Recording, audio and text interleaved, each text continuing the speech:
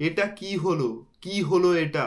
কি দরকার ছিল বুমরা ভাই বাবুমার সাথে মজা করার? বাবুমা ভাই একটু ছোটখাটো বলে তুমি তাকে এমন কথা বললে, এমন কথা বললে যে বেচারা ইগোতে নিয়ে নিল। ইন্ডিয়ার পুরো জেতা ম্যাচ, পুরো জেতা ম্যাচ, বাবুমা বাবুমা ভাই একা দাঁড়িয়ে থেকে ছোটখাটো বলে অপমান করেছিলে না? একা দাঁড়িয়ে থেকে, একা দাঁড়িয়ে থেকে দায়িত্ব নিয়ে হাফ সেঞ্চুরি করে, পুরো টেস্ট ম্যাচে কেউ হাফ সেঞ্চুরি করতে পারেনি, কেউ করতে পারেনি। বাবুমা ভাই একা বুক চিতিয়ে লড়াই করে হাফ সেঞ্চুরি করে ম্যাচটা আমাদের হাত থেকে নিয়ে চলে গেল। কি দরকার ছিল ভাই বুমরা ভাই? এত মজার কি দরকার ছিল? কেন যে তুমি বলতে গেলে বাবুমা ভাইকে রাগাতে গেলে? আর এদিকে বাবুমা ভাই একটাও টেস্ট ম্যাচ না হেরে এখনো পর্যন্ত 11টা ম্যাচে, টেস্ট ম্যাচে ক্যাপ্টেন্সি করেছে, যার মধ্যে 10টা ম্যাচে জিতেছে, একটা ম্যাচ ড্র করেছে। হারের কোনো রেকর্ডই নেই। সেই বাবুমা ভাইকে রাগিয়ে বুমরা কি যে লাভ পেল আমি বুঝতে পারলাম না। যদিও ম্যাচ শেষে বুমরা আর বাবুমাকে অনেকক্ষণ কথা বলতে দেখা গেল, কিন্তু ভাই তাতে লাভটা কি হলো? যেভাবে আমরা শুরু করেছিলাম 159 রানে আমরা সাউথ আফ্রিকাকে পুরোপুরি অল আউট করে দিয়েছিলাম, সেখান থেকে আমরা প্রথম ইনিংসে ব্যাটিংটাই করতে পারলাম না। মাত্র 189 রানে আমাদের গোটা টিম অল আউট হয়ে প্যাভিলিয়ানে ফিরে এলো। শুভমন গিলের না হলে চোট হয়েছিল, বুঝলাম যে শুভমন গিলের চোট হয়েছিল, তাই সে আউট হয়ে রিটায়ার্ড হার্ড হয়ে খেলতে পারলো না, কিন্তু বাকিরা কিছুই করতে পারলো না। 189 রানে অল আউট হলো।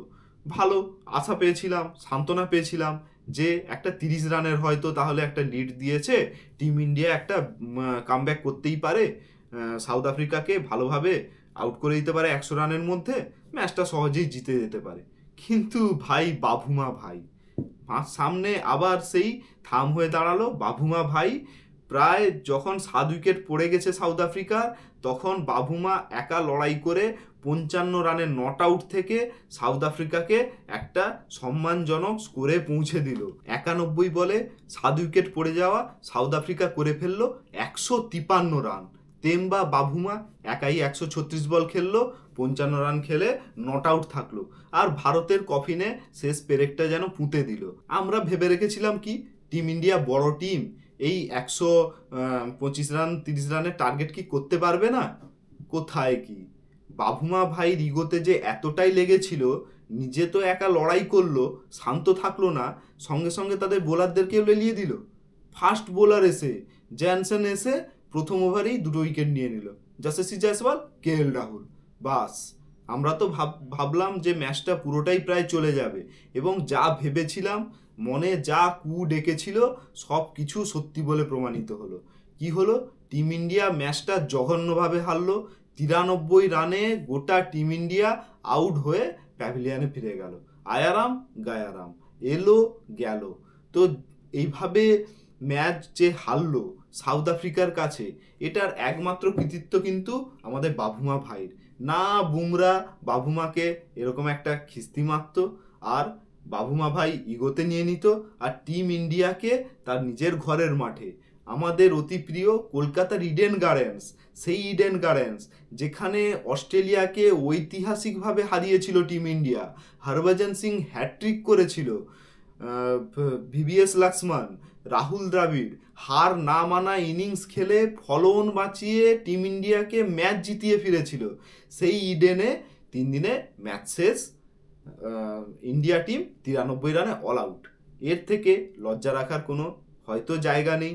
অনেকে এখন পিচের দোষ দিচ্ছেন যে পিচ খারাপ ছিল, এত খারাপ পিচে নাকি খেলা যায় না, খেলা হয় না, কিন্তু গৌতম গম্ভীর তো সরাসরি প্রেস কনফারেন্সে এসে বলেই দিল যে পিচটা কোনো ফ্যাক্টরি না, আমরা এরকমই নাকি পিচ চাইছিলাম, এই পিচেই নাকি আমরা খেলতে চাইছিলাম, আর সেখানে আমরা খেলতে গিয়ে খেলতে তো পারলাম না, উল্টে নাক কান কেটে বাড়ি চলে এলাম। গতি ভাই কি এক্সপেরিমেন্ট করছেন টিম ইন্ডিয়াকে নিয়ে, সেটা আমার ধারণার বাইরে, জানার বাইরে। সুতরাং আপনাদের যদি এই ব্যাপারে কিছু জানা থাকে, আমাকেও একটু জানতে সাহায্য করুন।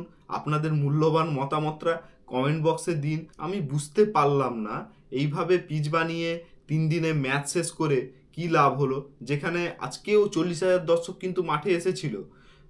যেখানে টেস্ট ক্রিকেট প্রায় মৃতপ্রায় বলা হচ্ছে, টেস্ট ক্রিকেটকে নাকি বাঁচাতে হবে, সেখানে যেই ম্যাচে দর্শক আসছে প্রচুর, যেই ম্যাচের টিকিট অলরেডি অনেক দিন আগে থেকে বিক্রি হয়ে গেছিলো, ভালো টিকিট বিক্রির রেসপন্স ছিল, সেখানে এরকম একটা পিচ বানিয়ে একটা 5 দিনের টেস্ট খেলাকে 3 দিনে শেষ করে দিয়ে টেস্ট ক্রিকেটের যে কী লাভ হচ্ছে সেটা তো আমার বোঝার বাইরে। গৌতম গম্ভীর তো বলেইছেন যে এটা স্পিনিং ট্যাগও ছিল না, কিন্তু পেসারদের জন্য ভালো সুযোগ ছিল, পেসাররা অনেক বেশি উইকেট নিয়েছেন, সুতরাং এই টেস্ট ম্যাচটা নাকি এনজয়েবল হয়েছে। আমি তো ভারতের অসহায় আত্মসমর্পণ ছাড়া আর কোনো কিছুই দেখলাম না। আপনার কি মনে হয়, আপনাদের কি মনে হচ্ছে, মতামত কমেন্ট করে জানাবেন। আসছি আবার নতুন ভিডিও নিয়ে। ভারতের পরবর্তী টেস্ট ম্যাচ আছে গুয়াহাটিতে ভারত যদি হেরে যায় তাহলে এই টেস্ট সিরিজটা কিন্তু 2-0 ভারত হারবে, কিন্তু যদি টেস্ট জেতে তাহলে একমাত্র সিরিজটা ড্র হতে পারে। টেস্টটা ড্র করলে ভারত সিরিজ ধরে রাখতে পারবে না, সুতরাং সেই দিকে আমাদের নজর থাকবে। আসছি পরবর্তী ভিডিও নিয়ে, ততক্ষণের জন্য জয় হিন্দ।